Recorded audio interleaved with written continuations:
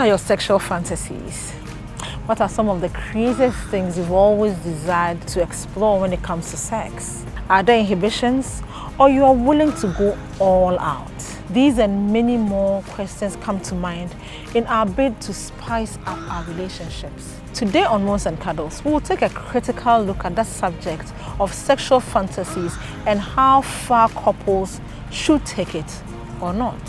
My name is Akosia Konedo Owusu. This is Moans Cuddles on Ghana Web TV. Don't go anywhere.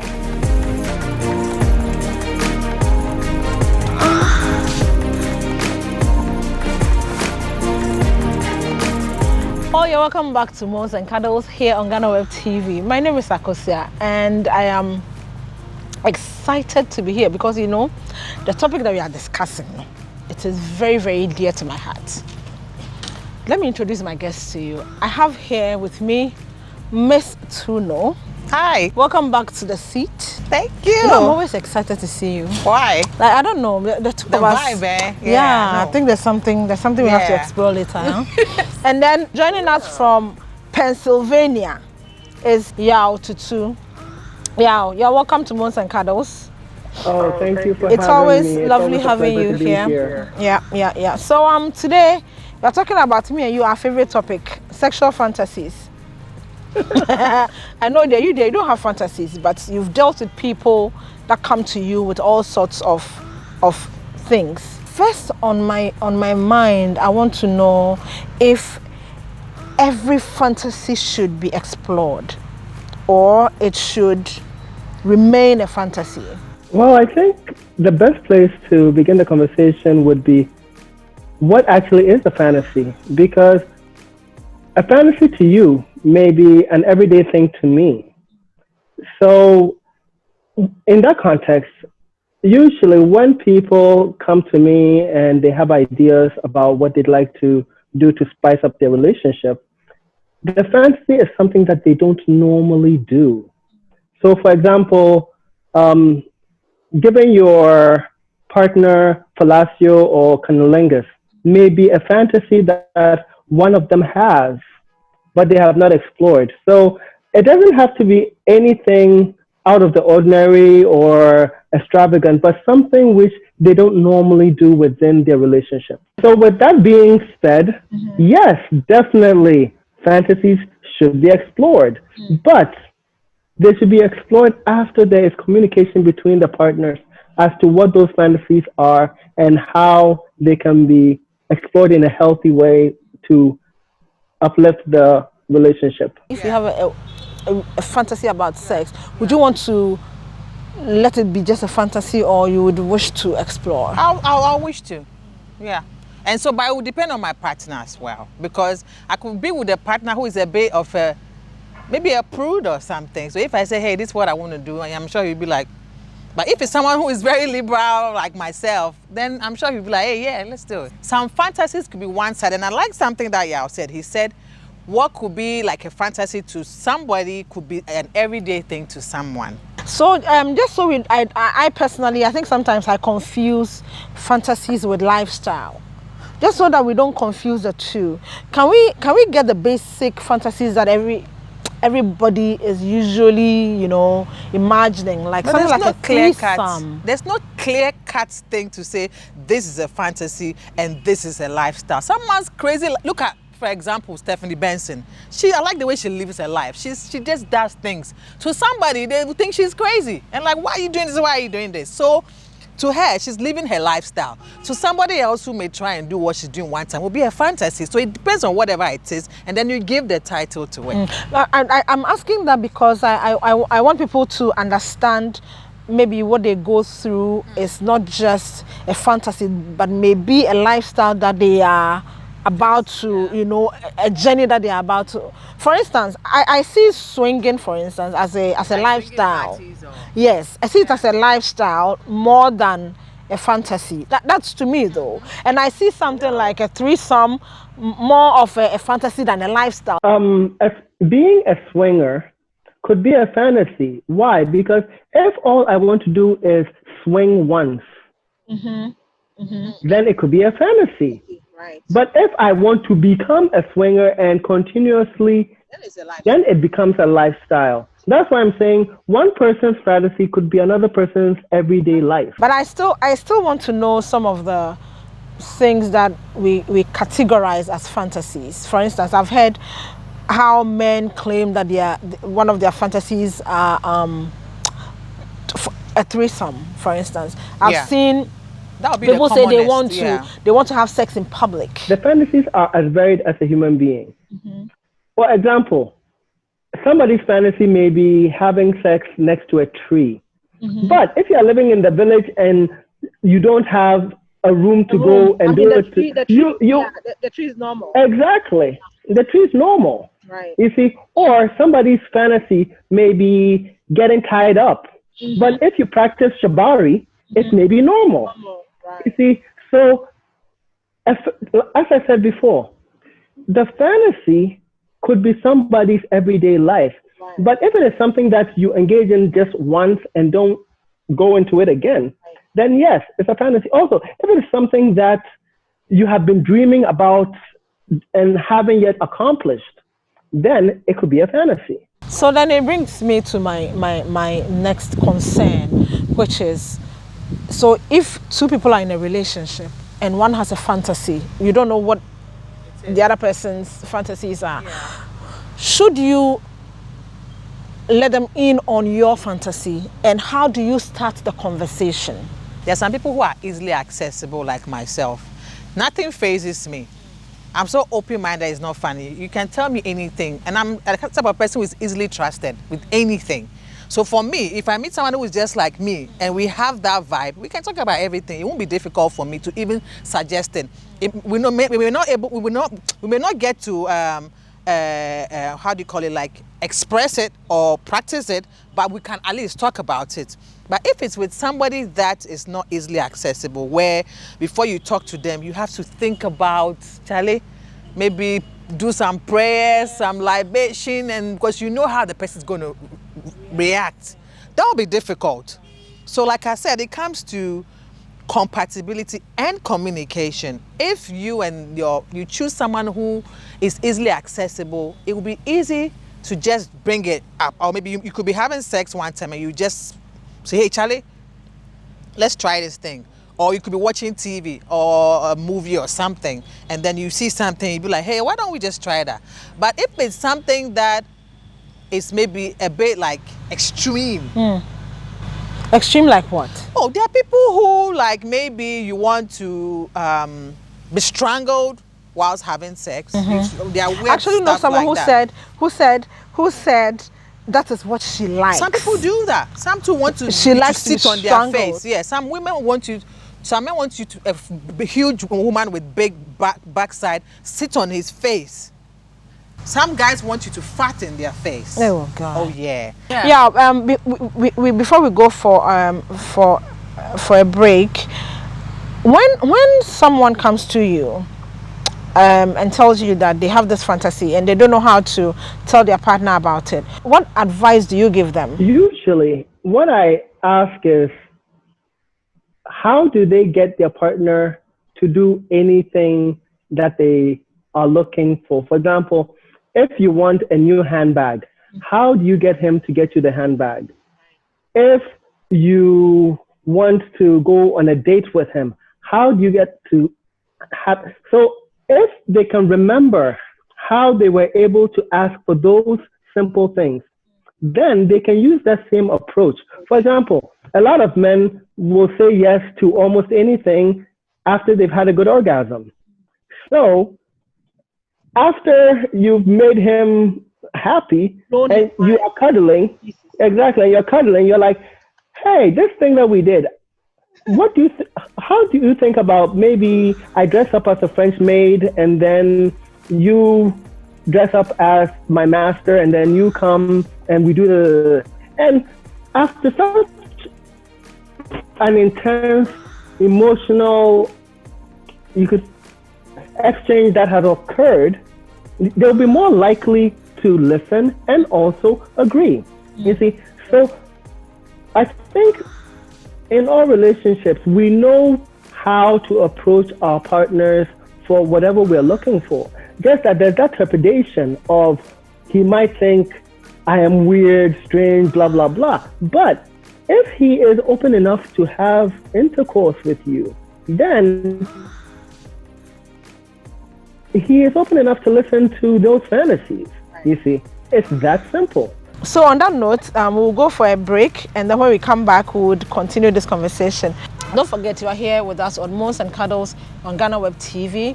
My name is Akosia. We are talking about sexual fantasies and how far couples should take their fantasies. Is it every fantasy that should be explored? We'll be right back.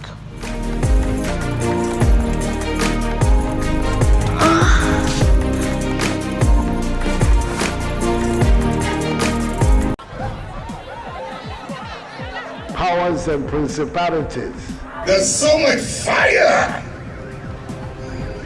inside me. Tragedy struck when part of the largest hillside at the kosher rubbish dump collapsed. It's going to be fun to see how he goes about approaching this game.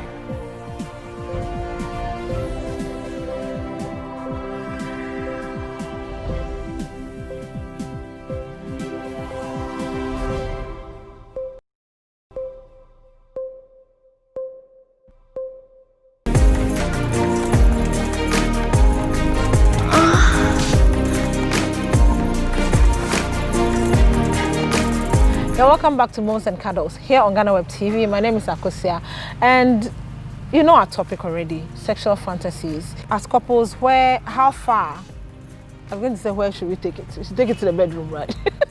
How far should we take? How far should we take our fantasies? So for me, that I have this weird fantasy of watching someone have sex. Do I have to now watch my husband have sex? How far should we go with our fantasies? Now, are there consequences to following your fantasy? In life, there are consequences for whatever intention, thought, or action that you take.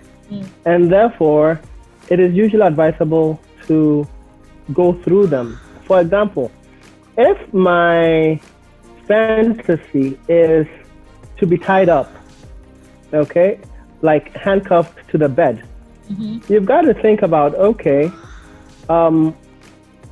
what if it's metal handcuffs and therefore I'm trying to get out of them and I can't? And so we have to call the cops to come and cut the handcuffs. So there can be those kind of consequences, and then there can be highly positive ones. There are always consequences, both positive and negative, and you have to go through them with your partner so as to come to a conclusion as to whether to do it or not. For example, let's say your fantasy is a threesome and you're introducing another man or another woman. Well, what if you enjoy it with that other person more than your partner? Or what if your partner enjoys it more? You must have a solid foundation. Upon anything that you do, there has to be a foundation. And that's why always in all my counseling, I go back to communication. You must communicate. You must know each other's love language. You must use those languages between you two so that you have a solid foundation upon which to build any kind of experimentation. Let's stay with this threesome for a moment. And where you said, what if the other person, sometimes it may not be even about your partner. What about if the other person got something that they were not expecting, and now instead of understanding that it was a one-off thing, now we'll be lurking in the background like a cat? Well, you see, when it comes to the threesome thing, you said it's a fantasy you're going to just play out. Already, like y'all said, both of you have to have a solid relationship before you think of bringing someone in, and you talk about it as well. You guys have your relationship going on. The person is just a third person. The person is not going to be part of the relationship unless you guys agree that, okay, we did it one time, we both liked it, so we want to bring the person in. So you are doing things with that both of you's permission. You both agree we are bringing someone in. So there's nothing like going behind somebody's back. And when it comes to sex and all of that, there's so many ways you can get yourself there. So but even if that person is doing it better than you, but the guy is still with you, and he finds his way of getting to where he wants to be, whether you are the best or not, he's still okay with you. And when it comes to sex, you don't only have to rely on your partner to be fulfilled. You know that? Because there's some women who maybe want to introduce maybe sex toys or something. So you guys have your own balance where you guys are okay, whether one pleases the other or not. You have it. Right. So if you're feeling insecure about someone else coming in to do it better or not, your husband loves you. So then sex, that is not love. When your husband has a connection with you, where it's an emotional connection, and so whether your sex is good with him or not, it's besides the point. He loves you. So the person coming in is just coming with a skill.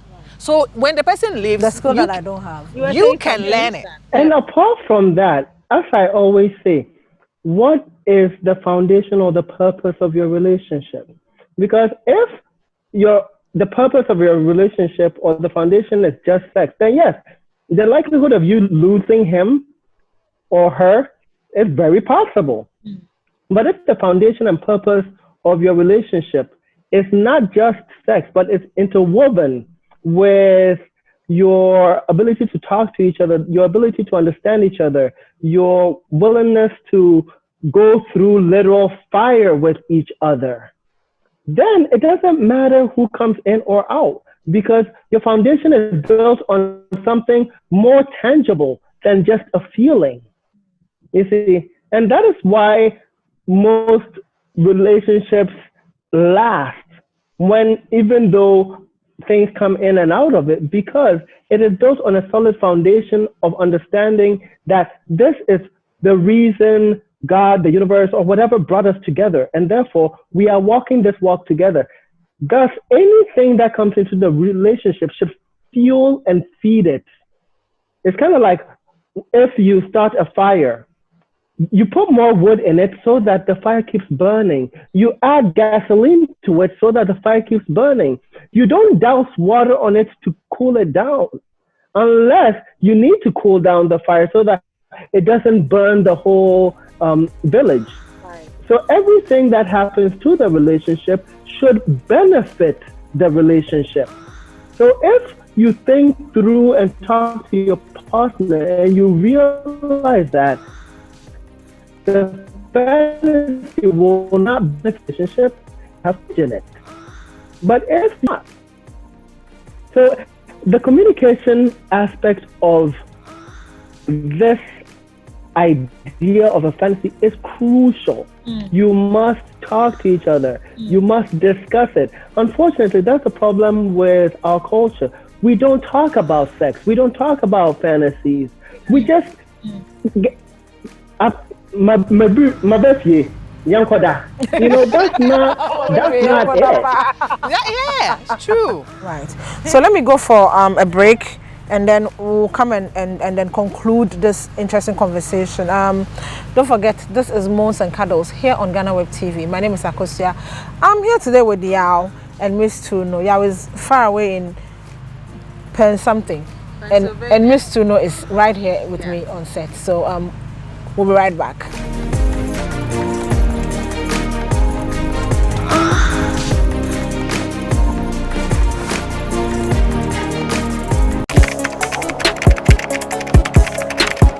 We table issues relating to the arts and entertainment for a riveting discussion, of course, without fear nor favor. The question the presenter asked them was a dumb question. You need to speak the fact and move. Varied views. We agree to disagree. So I would disagree with everything you said. I think that he's a smart guy.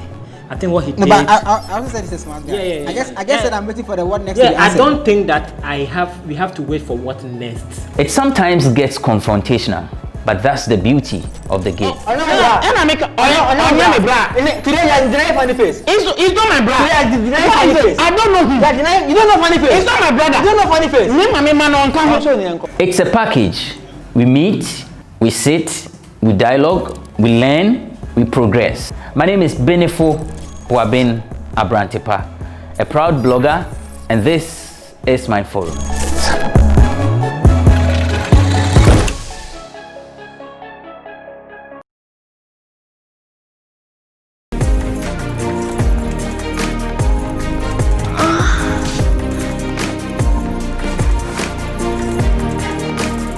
are back on Moans and Cuddles here on Ghana Web TV. We are talking about our sexual fantasies, whether we should explore it or we should let it remain in our heads and fantasize like we are doing. You know, fantasize like me I'm doing right now. I'm fantasizing about all sorts of things. Right. So before we went on a break, I was asking what are some of the hindrances to us trying to explore our sexual fantasies as a couple. The main hindrance I have found is one word, fear. Okay. And it's fear of the unknown. Okay. You see? And the unknown is what I tell people to confront, i.e., what is the worst possible thing that could happen as a result of exploring that fantasy? Are you okay with that worst possibility? If you are, then go for it, you know?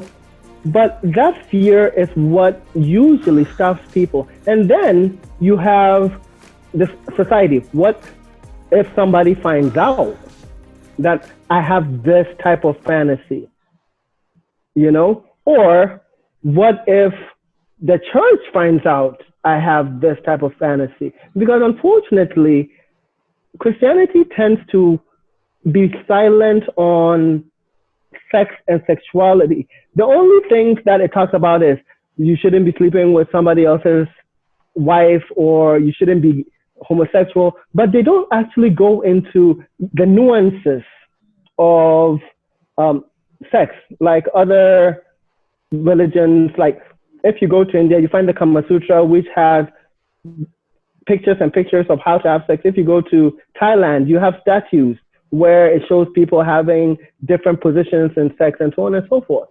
That's why I always say, talk to your partner and explore that unknown. Talk through it. What if this happens? How do we deal with it? Because things will happen, and even some of them you won't even think about. And there are 7.5 billion people on this planet. So if one doesn't want you, another may want you exactly as you are. Right. Ms. Tuno, you mentioned society. The kind of society that we live in makes it difficult for us to talk about sex openly. Is it easy for an open conversation on our fantasies? Well, I mean, why would you care? Why should they care what goes on in someone's house? I mean, if me and my partner or my boyfriend or even me, I'm thinking about what I want to do, my fantasies, how is that someone's business? I'm not in public, you know, like causing. But there are people whose fantasies are to have sex in public. Yeah, so you become a public nuisance. I won't do it during the day. You see, like even though we may want to give into certain things, we know what's good and what's bad, or we know that we will do things that we deem like the law. We don't cross. So I won't say because I have this fantasy, so then now, because if you have sex in public and they get you, you'll be arrested. There are some things that are you can't even, some places you can't even urinate in public, and it's indecent exposure. But just that in some parts of the world, people get away with so many things. But if you're a proper, or you're well-thinking adult and you have your head screwed on straight, I mean, certain things, even if you think this is what I'm thinking, you still have to know that you should have a limit. So I mean, trying to answer your question, if I'm with my partner, with my husband or whatever we are discussing or whatever we want to do is nobody's business. I mean, even when they have all these swinging parties and things, they have rooms where they do it. But even talk about, let's say, nude people who like to be in the nude, they have places for people who want to do that, and it's even within the laws. There are specific places that allow certain things. So if I'm discussing that with my partner, we want to explore it, and we want to do the chains and all the handcuffs and stuff. It's or in adults. Public, as in your car, at the car mall. I mean, if it's dark and you parked in your car, you want to do stuff, fine. But don't get caught. You see, the danger in the exciting thing about fantasies and sex and all that is the danger of being caught. But you're not going to get caught. Like you want to have sex in a lift. It's someone's fantasy. Somebody wants to have sex when the plane is taking off. The moment it takes off, you want to orgasm. You know, so you can get away with certain things, but you just have to make sure you are. The danger of being caught is what makes it more exciting. If not, sex is going to be boring because usually at the end of the day, it's the same old boring thrusting. If the guy puts his penis in the vagina and that's it. So for couples who, after every advice that we have given them, will still want to embark on this journey, what are some of the what are some of the boundaries they have to set? There should always be boundaries or a container. Because let's say, for example, you and your partner want to have another woman. Well, if you have certain things that you don't want your partner to do with that woman, it should be negotiated. For example, let's say you don't want your partner to kiss the woman. You need to talk about it, you know? So the boundaries always depend on the fantasy that is being entertained, you know? For example, let's say one of your fantasies is being choked. Well, there should be a safe word or there should be a safe action, you know? So always there has to be things put in place so as to safeguard whatever is happening. Sometimes it comes naturally. For example, let's say your fantasy is to give your partner a blowjob because you've never ever done it before, and every time you see his cock, your eyes open and you think it is the most magical thing on the planet. So you want to swallow it, okay, right. Exactly. You want to swallow it. Well, naturally, as the process is taking place, you may not have come up with a safe word or anything, but when you start to gag, you automatically stop because you're choking. Right. You see? So depending on the fantasy, there are boundaries that are going to be initiated or negotiated. You see, the reason why boundaries are important is then it allows for, as I said before, elasticity of the relationship. All these things are supposed to spice our relationships. Does it achieve its purpose? It depends on the couple at the end of the day as well. If you are the type of people who are liberal, where you're like, Charlie, you don't have like limits and you're like, hey, we're just giving into what we feel. I mean, definitely, if you don't have an issue with someone coming in, you don't have all this, you know, insecurities and stuff, what's going to happen after it's over and all of that. You definitely, you know, it will be like a full package excitement thing. But if it's also someone else who, like Yao said, has even given the partner a blowjob before or something, and maybe, so that means that person is not very liberal. You see, so then even at the end of the day, maybe that person might be feeling like, why did I even do that? I wouldn't know what will happen. Usually it's an individual thing until it's over. We are here on this planet to grow as individuals and as couples. So if you are not willing to explore how the growth of your relationship can manifest, then your relationship will most likely become stale. And anything that becomes stale festers. You see? So I believe no matter what happens at the end of that exploration or that fantasy, it's beneficial because if you learn something from it. For example, let's say she performs the blowjob and she realizes that she does not enjoy the taste of cum. She doesn't ever have to do it again because she has grown. She has learned something about herself. Anything that you do on this planet, you are supposed to learn from. You see? So as long as something is learned from that experience, I think it's beneficial. What is your fantasy? What is your wildest fantasy? Wow. The wildest, yes. or the wildest. What is the craziest thing you want to do? With a man or a woman? I have a threesome with two guys. You know? So yours is threesome. Do you have one? Or you've done everything already? Precisely. I mean, I have done. Graduating from fantasies. I have done all the fantasies that I want to do personally. Now, are there fantasies that I want to enjoy with you or with Miss Tuno? Yeah. That may be a possibility, you see. But personally, you see her face. All those fantasies that I have wanted have been done. Okay.